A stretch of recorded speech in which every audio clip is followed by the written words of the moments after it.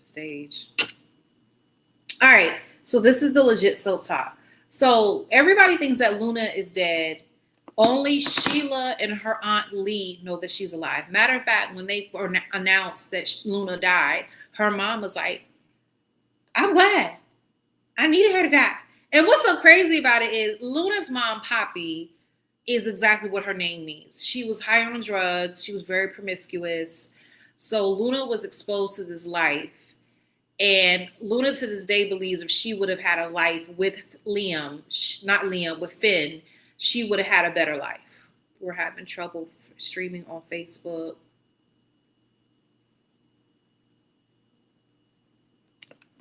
Okay.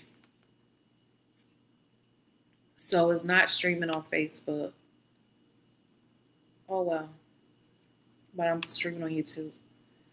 So let me see if I can just go live. I'm just going to go live on my phone.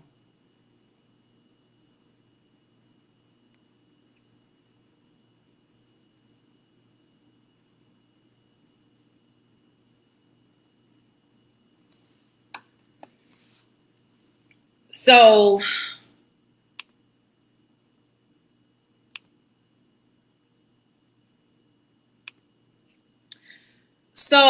again, no one knows that Luna is alive. Of course, when she finally gets it together and realizes what happens, Sheila tells her what happens. She starts obsessing again over Will. Will is Bill's son. Will actually tried to set her up to get her to confess to the fact that she wants to kill Steffi. So why are you still in love with him? Like, I don't understand it. I don't know why Sheila's like, oh, you're still feeling Will? The same man that tried to set you up to go to prison? I don't understand. Like, make it make sense.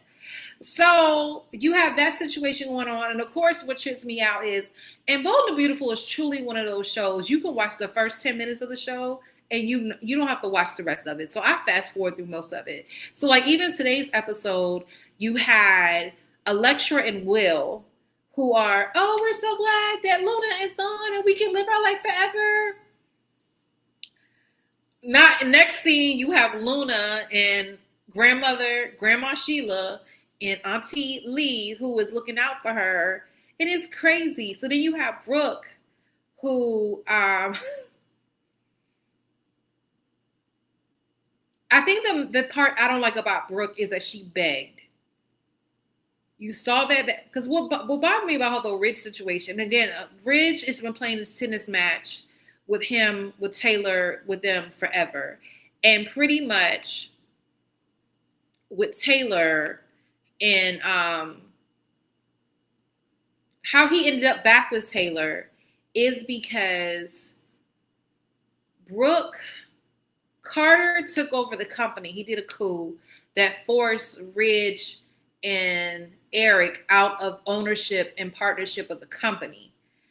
So Brooke signed on as COO to be like a liaison and to kind of manipulate Carter to give the company back.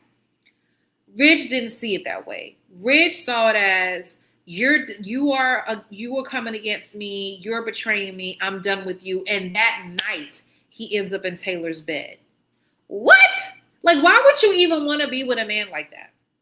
Why would you want? And he always does that. Like, as soon as something goes down with Brooke, like the last time they broke up, it was something that someone told him. And of course, Brooke is like, I don't know what you're talking about. And he's just like, well, I heard it. I heard what you said. And come to find out they were using voice manipulation to act like that was Brooke and it wasn't. Whatever. So I'm trying to think what else is going on. Oh, Liam found out he was being bamboozled. Liam was told that he had a brain tumor. Come to find out, y'all, he had a brain bleed, but he did not have a brain tumor. And Dr. Buckingham, the whole Buckingham family is crooked. So the male Dr. Buckingham, he had already bamboozled Liam's family because when Hope had her baby, he told Hope that the baby died. And matter of fact, had a dead baby there and everything. Took the baby, sold her, And somehow, I forgot how they ended up getting their baby back. I want to say Steffi adopted a baby and then realized that that was Hope's baby. Okay. So he's in prison for doing that. So you have his wife who, because of what Dr. Buckingham did, he basically had a lot of gambling debt and people were chasing her for this gambling debt. So what she does is she takes it upon herself, because I need to get this gambling debt. I know your father is a kabillionaire, so he's going to pay for whatever I tell him to pay for. So she ends up lying and saying that he had this progressive brain tumor that could not be operated on. So what we're going to do is we're going to have this innovative surgery, but you have to pay me $1 million. And let's be real.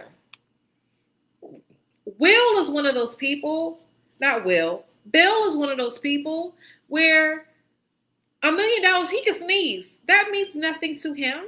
And then when it comes to his children, he's going to do whatever he can to save his children. So that came out this week. Really, it came out last week. And Finn and Brooke's daughter, I don't know her name, they were able to figure out what all happened and what went down. And even like when Finn went to go check the incision where supposedly he had this groundbreaking surgery, he was like, the incision doesn't even match someone who had brain surgery. Okay. Like, for those of you who have never heard my story before, I don't know if you can see it, but round here, right here, is where they cut me when I had a brain biopsy. Like, even my hairline, when you cut it a certain way, you can see how this side is thinner than this side. It's like my hair never properly grew after they had to cut me right there. Because I remember they had to shave all this down when I had a brain biopsy, which is pretty much brain surgery. That was in 2019. So Finn went into, like, took off his scar and saw the incision. He's this ain't right. So he confronted the female doctor, Buckingham, about it, and she finally admitted, my husband had gambling debt. I had to take care of it. He was threatening my daughters. I could not let these people handle hurt my daughters. So after he confessed to Liam, who almost choked the life out of her, Liam is not a violent guy at all, but she deserved that, because not only did you saw what your husband did to me, and you did this to me, and they were just, mind you, they were just, him and Hope were just praising Dr. We had one Dr. Buckingham that took advantage of us and, ruined our lives. And then we have this Dr. Buckingham who saved us and gave me another chance at life. Yeah. So that's going on. So that's pretty much it. So my wonder with Bold and the Beautiful next is, what is Luna going to do? She's up walking around. Now, Lee already told her it's going to be a while before we let you out in the open. But I have a feeling what Luna's going to do, because she's hard-headed, she's going to try to sneak out. Go see William, and then go and find herself looking crazy, because he's going to be looking at her like, I don't want you. So Steffi, the person she threatened, is no longer in town, because she said, I just need to get away. And that my mom knows, because she be watching all the soap stuff, the pre-stuff, which I realize I have to step my game up, because I just get on a camera and talk about the soaps. These people have random images popping up, video. And I used to do that, but it's too much work. So that's Bold and the Beautiful. I also wonder, when is Ridge going to finally tell Taylor, I don't want to be with you anymore? I hope he doesn't wait until the wedding, but I can see him doing that, because that is proper soap opera material, where we wait until the wedding and people are dressed up and excited about people getting married, and you decide, I can't say I do. The most infamous scene in history of television. Dwayne and Whitley on Different World. Please, baby, please. Yo, and what's so crazy, fun fact, is he didn't want to do that scene. He admitted he did not want to do that scene because in real life, he said, I wouldn't want to bust up somebody's wedding. Like, that's so disrespectful. Like, who? He did not want to do that scene. And they said that was more like an ad lib, the please, baby, please. And all he, which I love watching the backstory of certain scenes. Like, if you're not watching the Reliving Single podcast, you need to. You're learning a lot of insight. It's on everywhere you access your podcast. I'll admit I watched it on YouTube. All right, Young and the Restless is getting on my nerves. There was some hot drama, but now I'm over it. So you have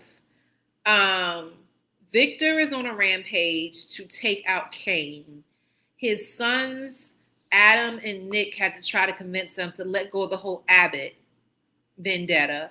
But now what Victor is going to do, and for those who don't know who Kane is, Kane was once ago on the show. He's Jill's stepson.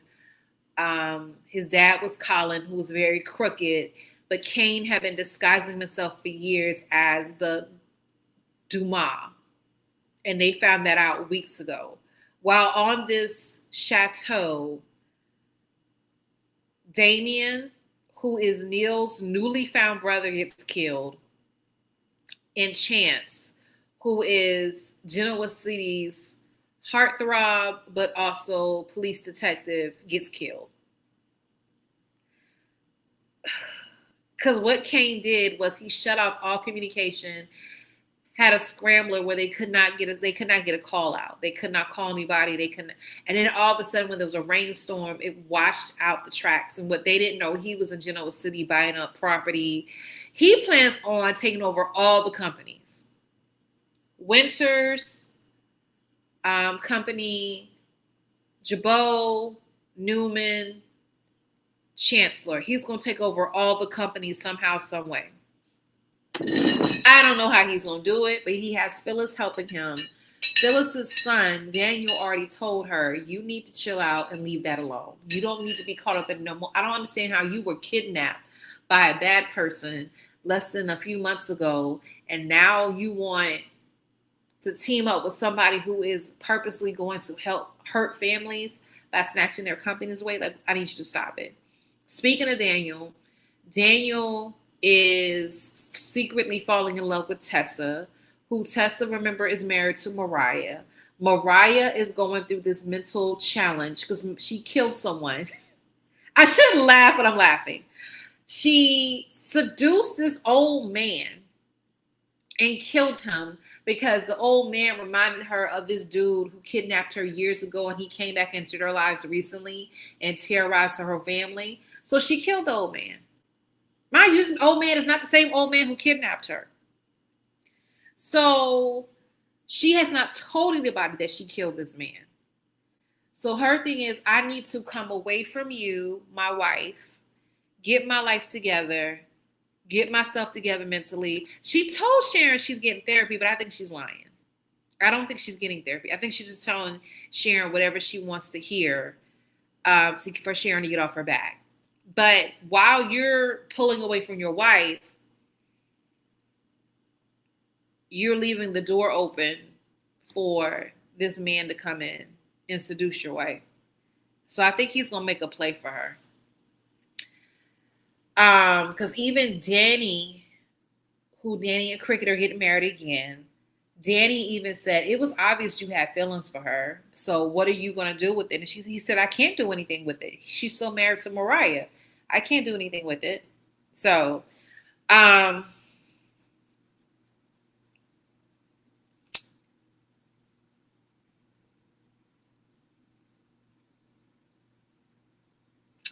Audra is evil. Audra, I don't understand. She has a good man in Nate, but she's going to jack that up. It's going to come out next week. So Audra Victor approached Audra about how I will give you a company, I will fund it, but you have to get Kyle, Jack's son. You have to seduce him so Claire will see how horrible he is and break up with him. Really, Victor? You have nothing else to do with that's stupid rich. I don't want to ever be that stupid rich. I would love to be that rich and wealthy, but to be that stupid rich that I can use. This is only soap opera world, and maybe this happens in real life when we just don't know about it. I mean, we think about the government. So he was wanting to fund this woman's perfume fragrance company, cosmetics company, so I can get you to break somebody's relationship up because I don't want him to be with my granddaughter. What is wrong with you, Victor Newman? So I think he's finally going to let that go because Claire found out about it. And Victoria, her mom, confronted him about it and said how you're gonna lose her. If you keep at it, you're gonna lose her. And you need to let it go. And he was very emotional because he doesn't want to lose her. And Adam and Nick already told him we need to be focused on Kane and how we're going to get against Kane. Now, how Victor thinks he's going to come against Kane is Victor is trying to get Nick, not trying, he convinced Nick to cozy up to Kane, become frenemies so we can figure out what he's up to. I don't think that's going to work. Then you have Jack, and technically what Victor wants to do is to help Kane to take down Jabot, not realizing that Kane won't take down everybody. He's not just trying to take down Jabot. He wants to take everybody's company. Then you have Jack. He confronted Kane, kind of is trying to nestle up to Jack. And Jack was like, I don't want any dealings with you. I don't want to talk to you. I know what you're up against. But secretly, Jack wants to cozy up to Kane so he could take down Victor. This is going to be interesting how this is going to unfold and how this is going to play out. And then Lily thought that she could manipulate Kane because Victor came to Lily, even though he's betrayed her multiple times, because he told her she was going to be the leader of Chancellor, and that did not happen. But he got information out of her and whatnot. So he told her, I think you should cozy up to Kane so we can figure out what he's doing. So she does try to manipulate the situation because he wants to tell the kids about his secret identity, Dumas. And Lily says, well, I will help you, but you're going to have to tell me what's going on with you and this plan you have. And then it comes out that Adam releases the story. Adam releases the story about Dumas and Billy, and it gets to the kids. And of course, they're wanting to confront. So then Lily throws out another lifeline, not lifeline, but almost like a bargaining chip. Okay, if you want me to rectify the relationship with your kids, then you have to tell me, you have to cancel these plans you have to take over all these companies. And if you do that, I will help you rectify your relationship with your kids. And it ends with you wondering what Kane is going to do. Now, this is what I think is going to happen. I think somehow, some way, Kane is still going to take down all the companies. I don't know how, but what they don't know is Kane has bought up a lot of property in Genoa City. And as a result, he has leverage that I don't think realize they have. Like out of all of the companies, Kane's company is the most powerful and the richest and the wealthiest. So it's going to be very interesting to see how that plays out. Trying to think what else. I was talking to you about Audra. So Audra, when Kyle knew she was up to something. And then when he put two and two together, while they're on this trip at the chateau, on Kane's chateau, the trains and all that. He outs her in front of Victor. So your plan didn't work. I know you were trying to use Audra to break me and Claire up, but just know I love Claire. I will never cheat on her. And he is willing to drop it. Audra keeps bringing it up because Audra's trying to save face and make it seem like, Victor, you think my plan failed, but I'm just getting started. No, chick, your plan failed. Your plan failed. So she's trying to save face because her thing is, I need to be at a company. I need to be working for somebody, and I'm going to have my own company. And mind you, Nate told her from the beginning, I don't think you should trust Victor. Victor is not, he's not to be trusted. So instead of her letting everything go, every time she sees Kyle, she's instigating stuff. Oh, she kissed Kyle and Claire was standing right there. What I didn't like about it is Kyle didn't pull away. He went into the kiss. If I was Claire, I'll be done with Kyle on that alone. But her thing is she knows what Audra is trying to do. Then she said, you know, you were in my room and you know what happened when you were on my bed, in which they did kiss and go over towards the bed. And right when it will look like they were about to seal the deal, he rises up and he says, Audra, I know what you're trying to do. I know you're trying to seduce me.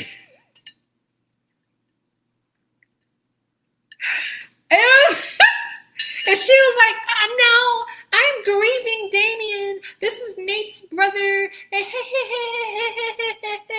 it's just like, chick, you got found out. You got found out. So again, instead of her just letting that go, she's determined. And matter of fact, Claire was going to confront, hey, Pat, Claire was going to confront Nate and tell him about Audra, but he was on his way to funeralize his brother with his mom.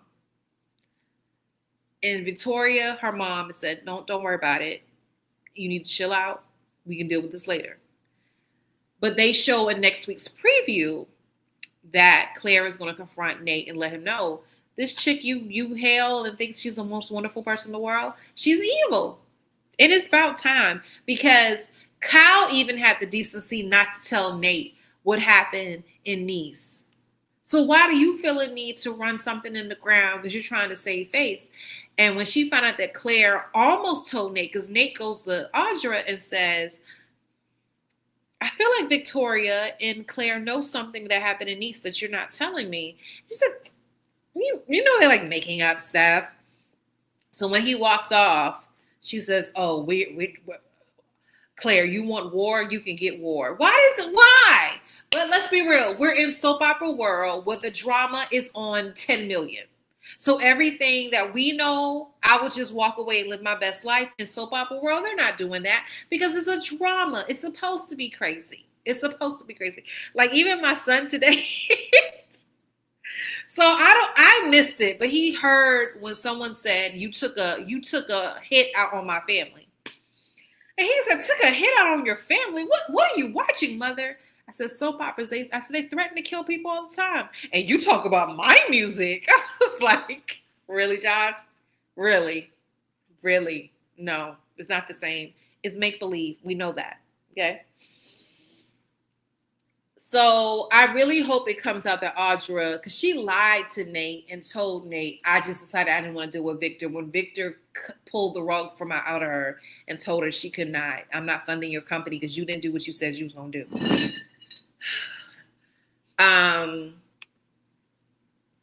Billy is getting on my last nerves because I really don't know what the heck is he's doing. Are you with Chance, or are you gonna help your brother be the inside man with Chance to take him down? I'm still confused. So, and again, I'm one of those ones, if I realize you're being repetitive with your talking, your conversation, I fast forward. Or if it's lovey-dovey, oh my gosh, I still love you. Oh, I love you too. And I would fast forward. Because you have what is called your dead moments in soap operas where they're just talking to be talking to fill up the storyline. And they're trying, because the reality is these episodes come on every single day. So you can't speed up a plot line with a soap opera versus with a series show where you get 8 episodes.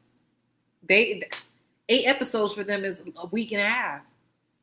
So yeah. So I'm trying to think what else happened on the soap operas. That was important. That's it. That's the Young and the Restless. Now my show. Beyond the Gates. Beyond the Gates shook me this week. Because what I love is a good entangled situationship. And I don't mean necessarily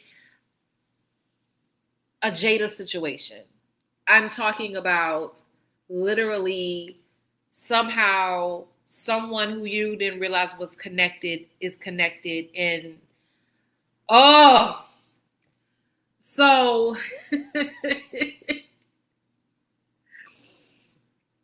Dana/Leslie. As a matter of fact, her name is Dana Leslie.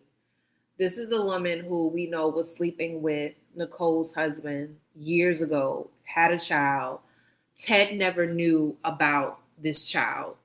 But instead of her just coming to Ted and saying, I had your daughter, I want to establish a relationship with her, she decides she is going to blow up the whole spot. Like, it was one party, like Nicole's award ceremony. She was going to try to drop the bomb there, but her daughter broke it up. Then she finally made her way to an engagement party. Not engagement party. It was an anniversary party for Nicole and Ted. And she dropped the bomb there. Was dressed up in this beautiful dress, came in and told, and that's Nicole is devastated. Fast forward, Nicole served Ted divorce papers. To me, she didn't really try to make her marriage work, which I don't blame her. You had an affair while I was struggling with a miscarriage. Never told me about it. Now I'm looking at your 25-year-old daughter. I don't know. So Ted, to me, never really tried. Like, he would have conversations with her, but then Dana will pop up out of nowhere and make herself not be seen. And as a result, Nicole's like, every time I see you, I see her. I can't, and that's a reminder of what you did to me. I can't deal with this. So, but what's so crazy though is Nicole is now dating Ted's partner in his practice. Ted is a plastic surgeon, and his fellow, I'm assuming his colleague, has been dating Nicole. What? So today she had a divorce party with her and Dana and that other crazy woman. I can't think of her name right now, but she's the white woman. It's very few white characters on this show. But this woman, quick story, this woman is married to a doctor who just quit because he has gambling problems and he's mentally going down because I have a wife that has a very healthy sexual appetite and I am fine with her cheating on me. So they have an open marriage, but he's really not okay with it. And then not only does she have an open marriage with him and he's really not okay with it, she's now sleeping with the mob boss, secretly in love with the mob boss, who he owes his gambling debt, but they somehow now finagle a deal where you're going to, it's not counterfeit. You're going to laundry money through my real estate company, but I'm going to make so much money back, but I'm still sleeping with you and my husband knows it. Because even when Nicole looked at her and said, you're the only one that's still married, like, how do you make it work? And she said, working is not the word I would go for. It's like, I don't understand, because you're not really happy. You're not really happy. So I don't understand why they stay together. Then you have Danny. I think I said Dana earlier. If I did, that's the other person. Danny is her sister. The show opens up when the first episode of this season opens up when Danny finds out that her husband, her now ex-husband, not only left her, but he left her for her daughter's childhood best friend who actually lived in the house with them, and they now get married. So this young lady is on age with their oldest daughter, Naomi. Oh, she gets on my nerves. Oh, Bill. Oh, Bill. For those of you who watch Queen Sugar, it was the cheating husband that was married to, I can't think of her name right now, but Charlie.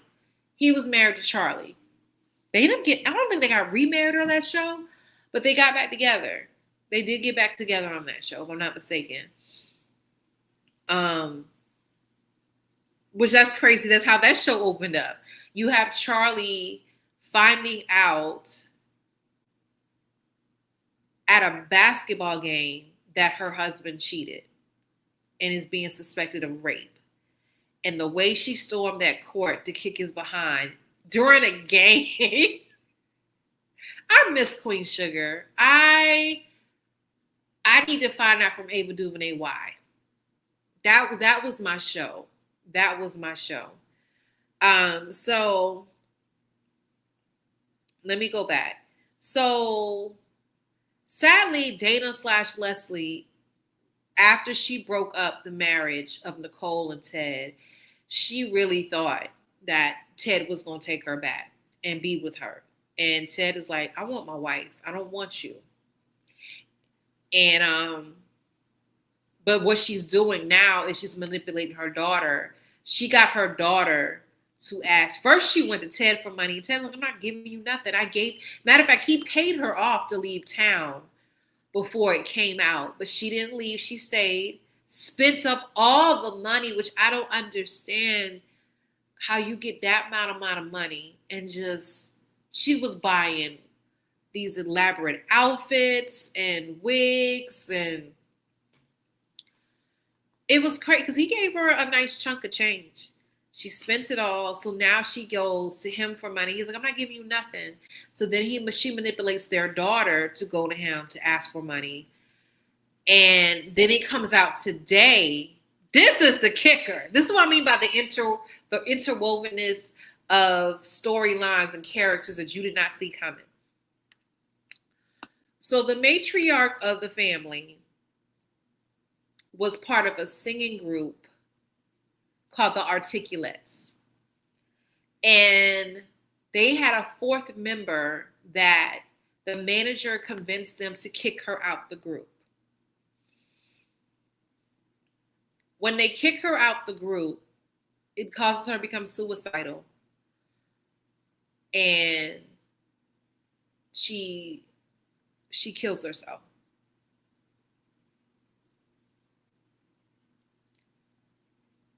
Before the suicide, she actually has a child who she gives to somebody else because she mentally feels like she cannot carry this child. She cannot care and take care of the child.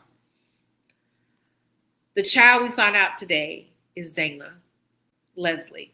But what Dana Leslie is one person. Dana Leslie. What Dana finds out today, who her mother is, because she knew she was adopted, but she thought her mom just didn't want her, when technically the mom mentally just couldn't handle. So what Dana finds out today is, because the matriarch of the Duprees, and I can't think of her name right now, but they call her Grand. She's Danny and Nicole's mom. Oh, I love her. Matter of fact, she used to play on As the World Turns back in the day. And she was actually, she had a reoccurring role on Law and Order. She was light-skinned, curly hair. I can't remember if she was the person who would examine the body, or she's played multiple roles on that show. If you watch Law and Order for a long time, multiple people come back as different roles. Okay. But she had a reoccurring role on that show. And matter of fact, I realize I'm on the internet. Duh.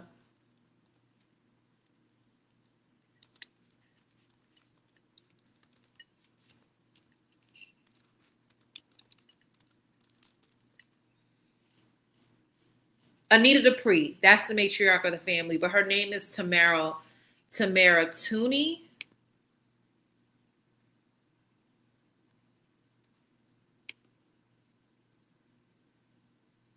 But she was on Special Victims Unit for Law and Order. She was on Law and Order Organized Crime. I didn't know she was on that show.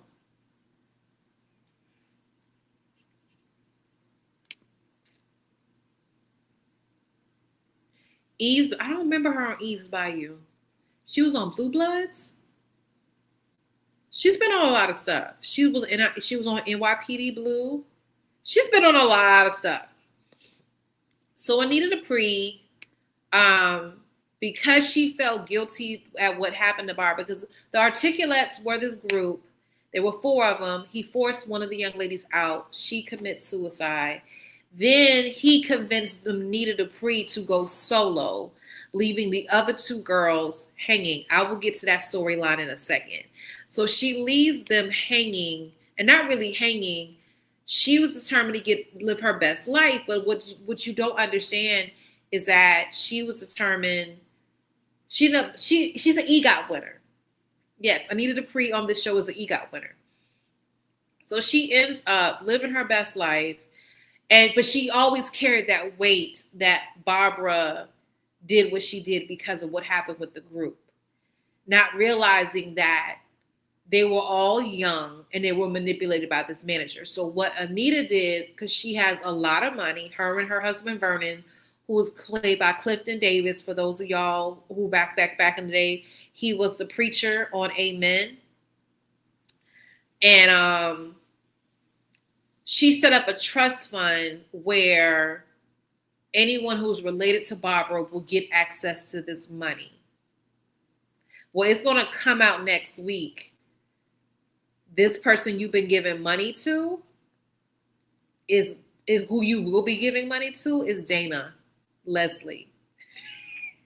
Because there's a scene where Dana comes in the house and she's like, get this woman out of my house. Because to her, Dana is the home wrecker who manipulated the whole system. And because at one point when it comes out that Eva is Dana and Ted's daughter, Dana goes to the priest and says, at the end of the day, this is y'all's blood. And y'all need to make sure that she has a better life than I do. And Anita tells her, that's Ted's daughter. We have nothing to do with that. And we're not taking care of her. You destroyed our family. And the reason why they were having a problem with Eva too, because Eva knew who Dana was, but lied and said that Dana was like an aunt when really that was her mom. She had a relationship with Ted and Nicole. She was working for Nicole, which I'm not even going to get to. I wish I can get to all the backstory of what happened. But what I hope happens with the storyline is a lot of people still don't know that Dana ran off Nicole's administrative assistant off the road so that her daughter Eva could get the job and infiltrate the family. And she also, when they found out that the girl she ran off the road was getting better, she put like potassium or something in her IV to cause her to go have some heart issues. So they had to keep her longer in the hospital. No one has, even though Kat, who was Ted and Nicole's youngest daughter, knows that Eva and Leslie had something to do with it, but there's no evidence to uncover it. So this is what I think is going to happen.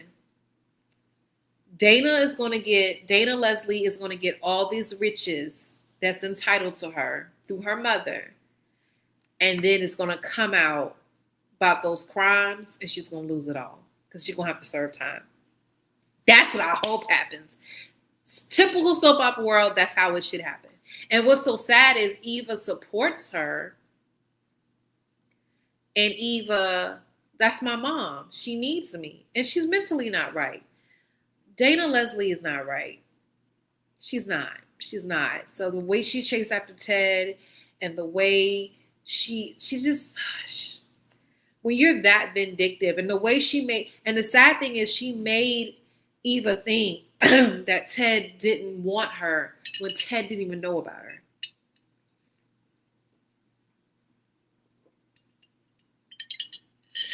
So now, of course, Ted is devastated about the divorce or the pending divorce. His nephew convinced him, you need to fight for Nicole. You haven't really fought for her. You haven't really fought for her, so you need to fight for her. So I don't know what Ted is going to do. Because I really didn't see Nicole filing for divorce. Her thing, she just couldn't get past. Because what Ted did, which is even lower, not only did you sleep with this woman while your wife is struggling with a miscarriage, he would take their oldest child, Martin, to this diner where she worked. And he's just thinking, oh, this nice lady is always giving me ice cream. You were sleeping with the woman. Your daddy was sleeping with this woman. Like, what? What? Y'all, speaking of Martin, Martin's husband, Smitty, finally found out the extent of what Martin had been hiding. Martin accidentally killed someone who was harassing him and his grandfather while they were coming from a fundraising event. The grandfather used to be a senator. They were racially profiling him and his grandfather, attempted to hit him and do some other type of stuff. And Martin has a temperament that once he is on, you may die. So that's what happened with that. So Smitty finally found out about it. Mind you, Martin could have told Smitty years ago, but he refused to tell him because he was afraid how he reacts to it. And what happened was the guy he killed or badly hurt,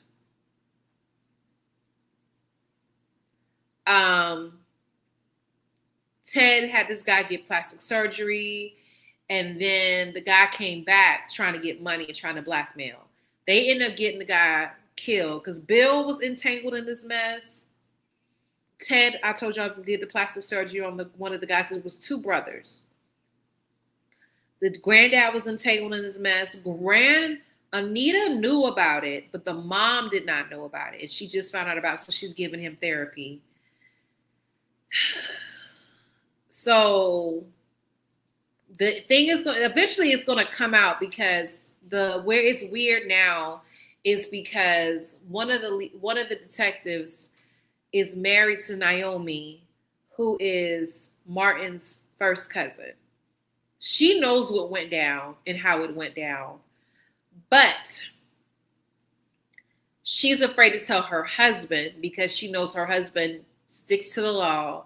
He followed it to a tier, and you're going to rat out my family, and we can't let you have that. Like, she's all in this. I don't care if it's the law. If it's my family, you don't touch them. It kind of reminds me of that dynamic you see with the Newmans.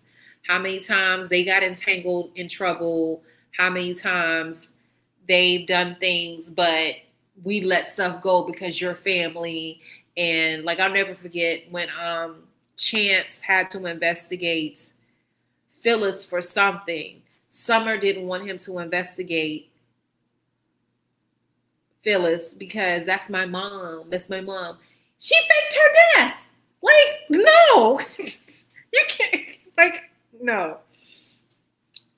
So you have that dynamic. And then Jacob and Naomi found out a homeless or unhoused woman they have been helping. We find out she is the mother of Martin and Smitty's kids they adopted. So they got a chance to meet her this week. We don't know whether they want to continue a relationship with her because the episode ended with them saying, we made a decision on whether we want to meet with our mom again. And she admits she was bad off on drugs, and that's why she made a decision to have them taken. They were in the system for a while, though, before Smitty and Martin adopted them, which they have a better life. But the brother, which, fun fact, his name is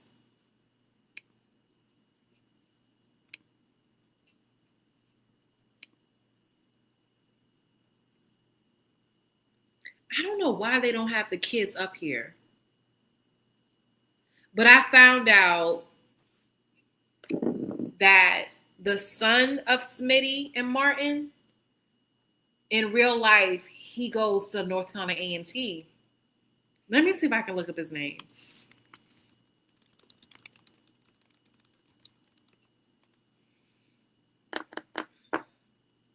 On the show, they're called Terrell and Samantha, but I want to know what their real names are.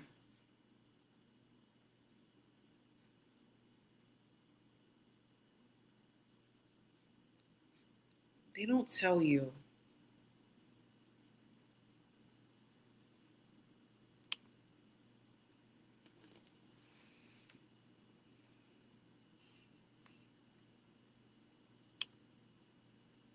They don't tell you. And I know it was that an underage thing. So, yeah. And the actress I was telling you about earlier, her name is Vanessa. Vanessa's the one who's married to Miss Dr. McBride, who has a gambling issue and laundering the money of the mob boss. She's sleeping with the mob boss. Yeah, that's her name. Let me go back to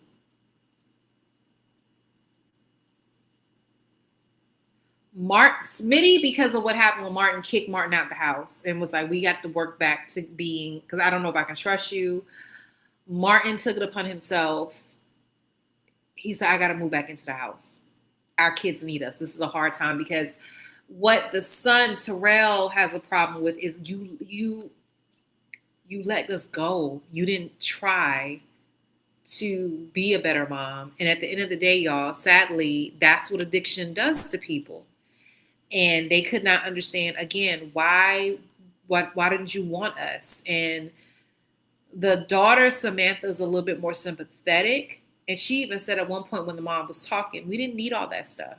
We didn't, like this life we have now, we didn't need that. We needed you.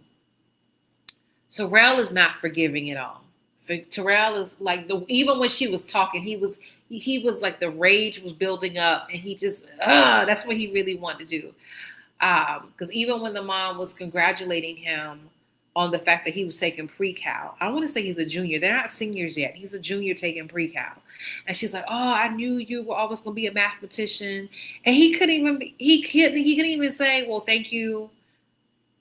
He was over it. Like, why are you here? Like, what do you want?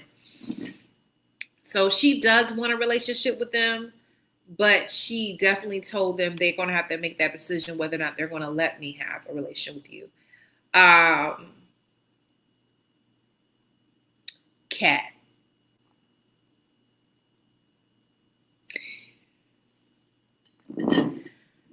So besides Kat thinking she's a detective, Kat has been dating, what's his name? Tomas. Tomas is secretly in love with Eva. Who is Eva again? Eva is the sister to Kat, her long lost sister. That is Ted and Leslie's daughter. Well, Dana Leslie's daughter. They were born in the same year. Kat is like, you're a homewrecker. I don't want to deal with you. You knew what Dana was up to, and you cozied yourself up to my mom. You're dead to me. So Leslie and Eva almost sleep together, but Eva is like, nah, I'm trying to form a relationship with my sister, and I don't want to ruin that. Which, the weirdest thing ever, that causes Tomas to realize, I really do love Kat, and I want to spend time with her. You was just in my bed, and now, okay, you're weird. So Kat was a virgin and was trying to wait, and she did wait for a very long time. Her and Tomas dated for a while, and then she does lose her virginity to Tomas, and she said it was horrible. It was like, and like her cousin Chelsea Well, he did not. And she's like, no, he was horrible. And they did it a second time. Like he took her salsa, like he closed down the club and had a salsa instructor come in. And at first they weren't gelling together as far as dancing. Like he couldn't work with her. And then the salsa instructor came in and, she was able to flow and dance freely with him. And then they started dancing together again with Tomas. And she's like, oh my gosh, why don't we go back to my place? And it's still not what she expects. And Tomas ends the night, I'm not, she's like, why are you leaving? And he was like, it was obvious you're not feeling me. You're not feeling this, but I'm going to fight for us because I feel like we deserve to be together. He secretly wants to be with Eva. Him and Eva are more of the same speed, but it's going to make Tomas look crazy because I'm going after my ex-girlfriends, my potential ex-sister. Grimy, but classic soap opera. Let's look at Brooke from Bold and the Beautiful. Brooke married Ridge Thorne, Ridge's brother, Ridge's daddy, Eric, and then the Nick Maroney guy we found out is Ridge's half-brother. Foolery. I'm trying to make sure I'm not missing anything that majorly happened. But again, the interconnected wovenness, again, the unhoused lady, which I'm mad they don't have her listed as part of the cast. They found out she's the mother of Terrell and Samantha, Smitty and Martin's kids. Then you have the young lady who Anita Dupree has been supporting her family, not realizing that she technically owes now Dana Leslie money. It's good. Now, some of the minor stories that's happening, and I'm going to be real quick about these. Chelsea broke up. Chelsea was in a throuple. Chelsea is very sexually open. So she was with a married couple. I don't know if you call that polyamorous, because it wasn't a relationship, it was a situationship, but it was with a married couple. And it got to the point where the wife, she didn't want to just be with the husband and wife, she just wanted to be with the wife. And the wife entertained that, and the wife brought it back that I don't, this is just a thing for me. When Chelsea was having feelings for her. Where Chelsea ends up breaking up, like moving on, heartbroken, but then she falls for this neurologist who is beautiful. And they're dating, they're happy, and all of a sudden, oh girl, you didn't want me, but now you have somebody else. I don't want anybody else to have you. And you can tell she's coming off stalkerish. And I don't like how dismissive Chelsea was about it. And even the girl she's dating, which I'm mad I can't think of her name right now. She was even, something's not right about her. Like, I don't think you should, something's not right. You need to be careful. So you see in the preview where someone has, of course, the classic white rag, probably soaked in alcohol, and goes to smother Chelsea and probably kidnap her. Because her thing is, if you can't have me, you don't want me, I don't want anybody else to have you. That's her reasoning. Because Chelsea was out to dinner with her girlfriend, either dinner or lunch, and the young girl who's been borderline stalking her, but Chelsea's been oblivious to it. She tries to tell her, well, I got this marketing deal for your purse company, and I would love to hook you up with a meeting. And Chelsea said, I don't need you for nothing. Get out my face. And if you come up in here again, I'm going to have you revoked. Because at first she made it seem like she wasn't there for Chelsea when she really was there for Chelsea. Right. Okay. Andre is devastated because Andre was sleeping with Danny. Mind you, Andre is old enough to be Danny's son. He's already been known as a heartthrob. Andre is Ted's nephew, and he's been known as a heartthrob. and he ends up sleeping with Danny, but he's secretly in love with Ashley, who was involved with Derek. They've been dating for a long time, but once they moved in together, she's kind of questioning the relationship and whatnot. And should this even work? So they end up breaking up after he proposed to her. She ends up dating Andre, but then witnesses Andre kissing Danny. And he doesn't realize that happened. But after that happened, he told her, I want to be with Ashley.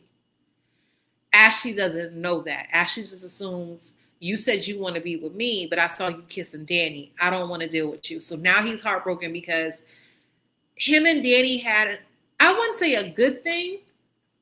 It was good because they were like each other's, this is what I have for now until I can get what I want. And Danny wasn't willing really to be with him and stay with him, all because, what's the word I want to say?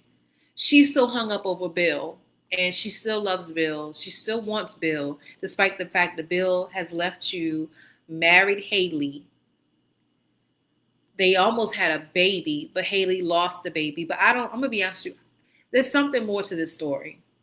Because it came out when Haley was saying she got certain things done to check on the baby. She didn't have those things done. So some people are wondering whether Haley was even pregnant in the first place.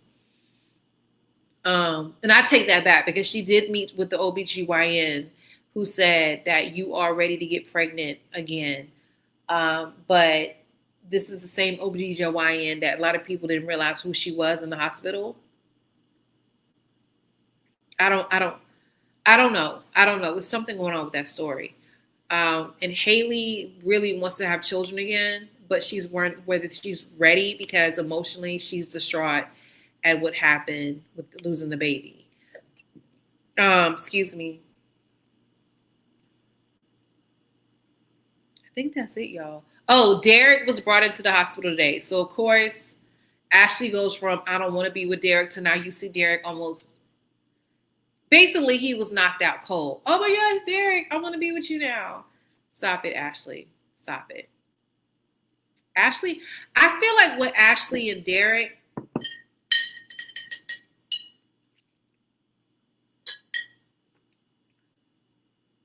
they feel a need, because this is all black. This is a mostly black cast, which is the first hour-long, mostly black cast soap opera in the history of soap operas.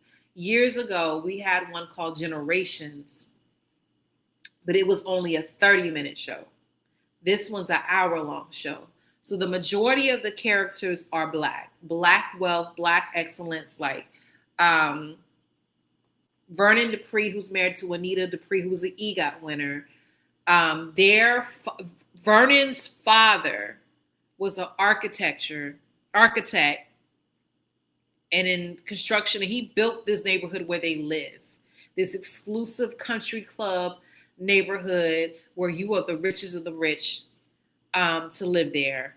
And Claremont Crest is the name of the neighborhood. Well, not you, estates.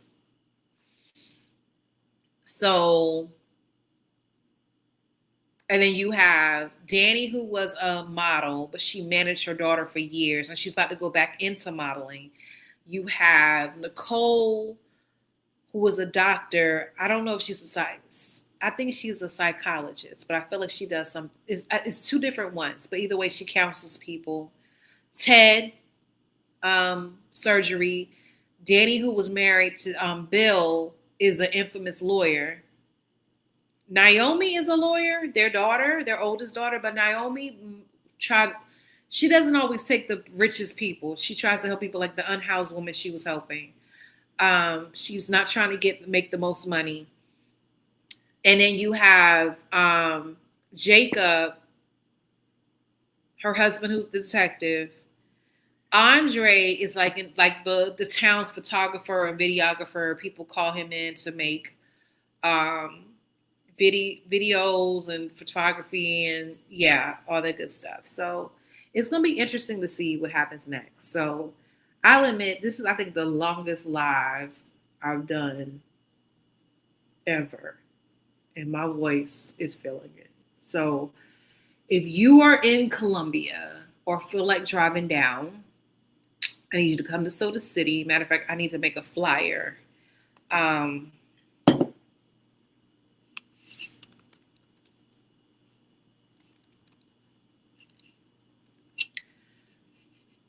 and come see me. So I'll have my books, and I'm really excited. I'm really excited. So come out. I just hope it's not hot tomorrow. That's my main concern is what's the weather gonna be like. So we'll be done by 1, but I've been outside and by 11 o'clock it's scorching. They're calling for rain, but we'll be under tents. Um, the last time I was there, that's when the heat of pollen season. Like Soda City is really profitable because people buy and you make your money back. But I, with the way my weekends go, it will not be as profitable, if that makes sense. And Taylor only does it twice a month. And she says she makes her money back easily. I know one guy, his name of his company is called Cartoon Junkyard. He's out there every Soda City, even to the point he goes live while he's out there. He talks to the kids, and you'll have, parents come up, my child loves these books, and they'll go into the video and tell the other people, yes, my kids love it. I would love to get to that level. I would love to get to that level.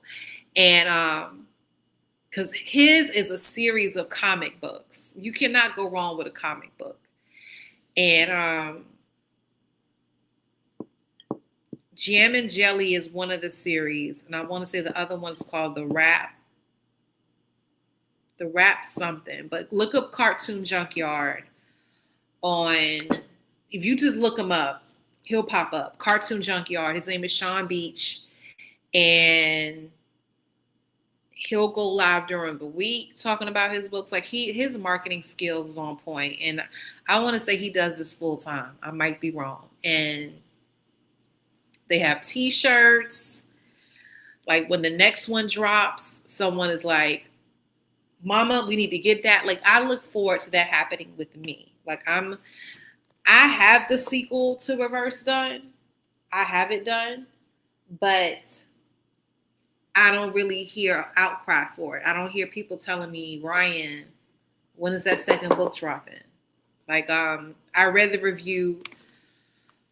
A friend of mine who I grew up with, I asked people that read my books, I was like, please, I have a place on my website where you can leave reviews. Side note, when you read an author's book, especially independently author, it helps when y'all leave reviews. If they don't have a space on like me, I have a place on my website where you can review my books. You can go on Google and look that person up and leave a review. So mine is under Crown by Michelle. On Google.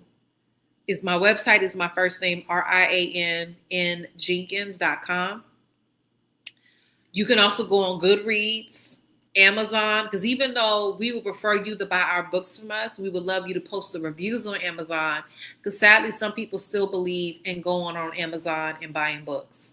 So if they see reviews, because let's be real, am I the only one? And when I do go on Amazon, even though I will admit I deleted my Prime a couple weeks ago, I'm debating if I'm going back because Amazon is evil. If y'all really knew how they treat their workers, how much money he rakes in, but how much he pays people, how they get over on taxes, it's really debauchery at the highest level. So, but when I was on Amazon, before I would buy something, I would look at how many people left reviews, what were they saying, to decide whether or not I want to buy it. So Amazon is another place where you can leave books or reviews for books. Goodreads. And I feel like there's other websites. If they sell it, like I want to say you can find my books on Target, Walmart, and if you see it there, leave a review. But what I just decided is I gave, like, if people have had my book maybe a couple weeks or 2 or 3 weeks, I send them, I say, thank you for buying my book. Because even though, which I'm not going to buy any more thank you cards. I had thank you cards made up that says, thank you for purchasing my book. Please post it on social media, tag me, yada, yada, yada. I had that on the thank you card. A lot of people don't think to do that. And I get it because people are busy. But I look at you post every day, all day. I wish you would post something about my book. So what I will do is like a follow-up text or email saying, thank you for purchasing my book. Could you please post a review on my website and on Google? And I say and because the reality is once they type it up on my website, they can just copy and paste it and put it on Google, which I appreciate. So right now I probably got maybe 10 reviews on my website, maybe 10. And I know I have 2 on Google. And these were like former students who they just basically copied and pasted. So I appreciate that. And but I don't really have people out in the streets. Ryan, we need that second book. So I have a feeling I'm gonna release Retreat 2026. I could release it this year, but it's not really a demand for it. So maybe March of 2026. So matter of fact, that is my next book I'm working on, The Retreat, because once this money starts rolling the way I need it to, for those who don't know, I'm going back into the job force. And Retreat is the next book that I'm going to be working with my editor. And then after Retreat, I'm working on Luke Brown. Because I definitely, if I can release Luke Brown this year, and that one's going to pull, sadly, I don't want it to pull, but it will. It's going to pull the teenagers and the adults. Because even though that book is a child, she's 18 in that book, I can see my 14-year-olds and my 15-year-olds reading it. I'll admit, as inappropriate as it is, it's inappropriate in the end that she's having sex. She gets it's some very crazy situations, but I don't go into detail about my sex scenes. Like it's like one of the ways she prefaces, yeah, we won't do what adults do, or he was taking off my shirt, and then the next scene they're laying in the bed. I never felt comfortable doing stuff like that. And being that I have a son and I'm a Christian. I know other people like, well, people have sex, Ryan, but I'm different. I'm different that way. So that one's good though. Like I'm gonna start talking more and more about Luke Brown, because the more I talk about it, and matter of fact, I think I'm gonna start pre-sales for Luke Brown next week. But I'll tell you about Luke Brown, and then I'm a log off for real. So what's so crazy is Luke Brown is not even the main character of the book. Luke Brown is not even the savior of the main character of the book. Like I was very intentional where Luke Brown is not her saving grace.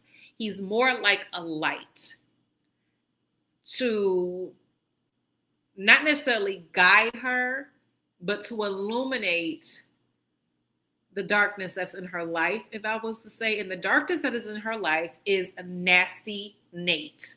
Yes, his nickname is literally Nasty Nate. And she has had a crush on Nasty Nate, who wasn't Nasty Nate then, but she knew Nate since high school. I'll admit, this is another book that is loosely based on my experience as a college freshman. And she liked Nate in high school.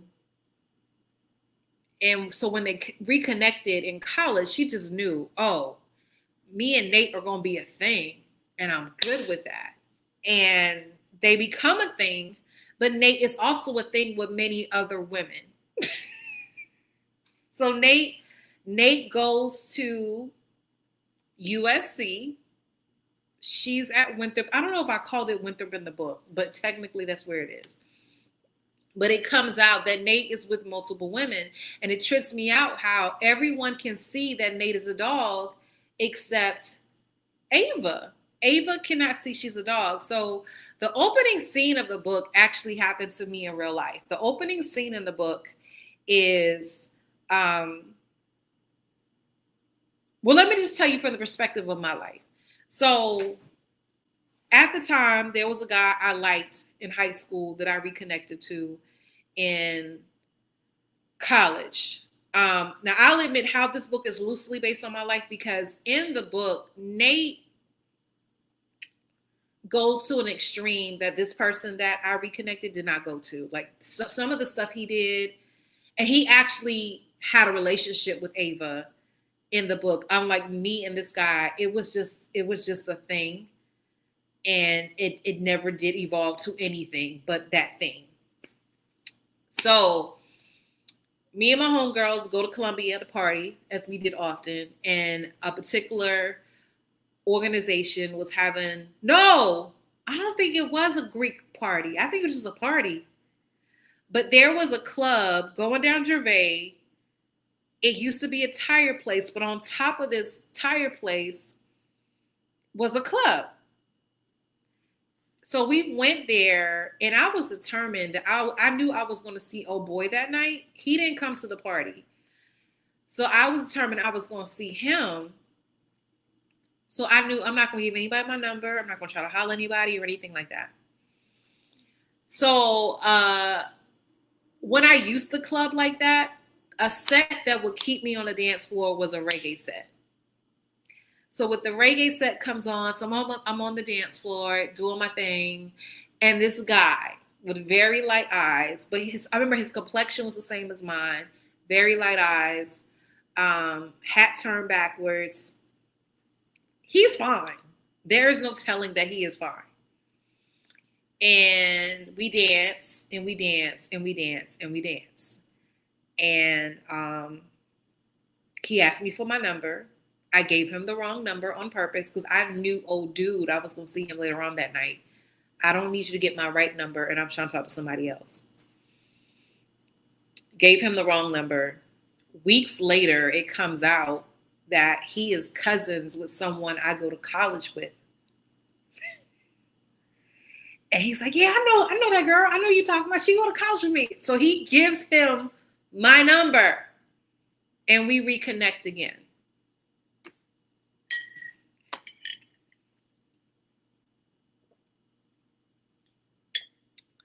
So in the book, the same thing happens to Ava. She meets this guy. She's mesmerized by him, but knows I'm here to see Nate, and I'm going to see Nate later on, and I don't want to jeopardize that, so I'm going to give you the wrong number. I'm going to be honest with you. It's been years since I read this book. That's why I got to go back and re-edit it. But the same thing happens to Ava that happened to me in real life, where someone who goes to school with Ava, Luke is talking up Ava and talking about this beautiful girl I met, but I can't seem to reach her. And come to find out, a guy that she knows on campus is cousins with him and ends up giving Luke her number. And that's how they reconnect. And Ava is determined, I'm not dealing with Luke. I know he's fine. I know he's a gentleman. But I love Nate. And matter of fact, the same night that she meets Luke, her and Nate decide that they're going to be a couple. Like, they meet at this party, after party. Nate is there, and Nate makes it like, we need to make this official. And of course, all her girlfriends, she has 3 girlfriends. Like, what are you doing? Like, what? He's a dog. Like, I wouldn't know. What are you doing? So she ends up spending the night with Nate, where they end up sleeping together. And that's when he declares to her, I really want to be with you. I really love you, yada, yada, yada. So throughout I want to say she was with Nate, but then Luke keeps popping up. So it's like, what are we gonna do, Ava? Now, on top of that, Ava is very much like me, where Ava forgot why she went to college. It had nothing to do with Nate. Why aren't you getting your work done? And that was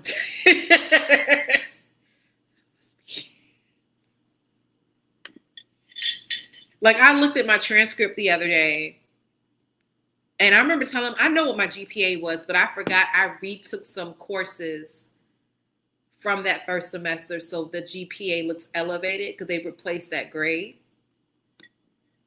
I remember telling my son what my GPA was, and he was like, "Mom, did you even study?"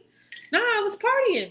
And I wasn't even partying. I just didn't do work. I wasn't focused.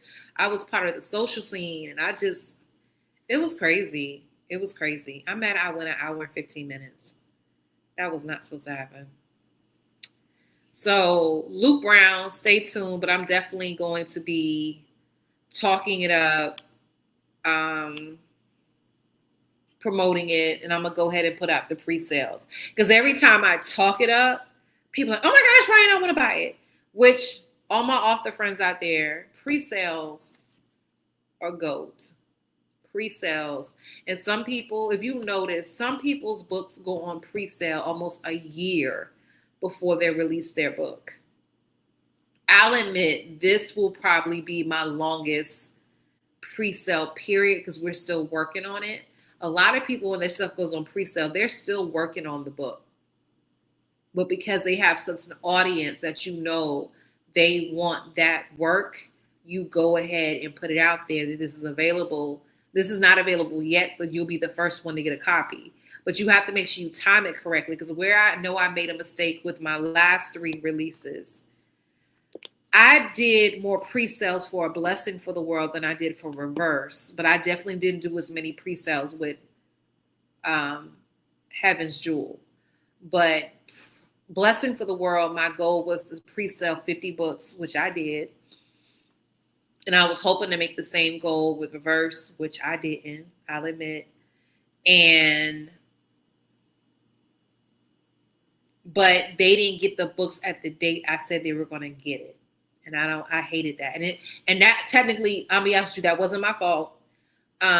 What I had learned is that whenever you want to do a hardcover book, you need to make sure that you order it prior to November. Because anything after that, between that and January, they're backed up. It's something about that time of the year, Christmas, hardcovers. Because even Ingram Spark, if I was to go to order a hardcover right now, I could get it in probably less than 2 weeks. They were predicting 6 to 8 weeks. It was bad. So it put my timeline completely off. So, like with this new picture book I'm working on, ideally I need to have it done by the end of October, if not the end of September. Like I need to have my illustrations, everything done if I want to release this picture book by 2026.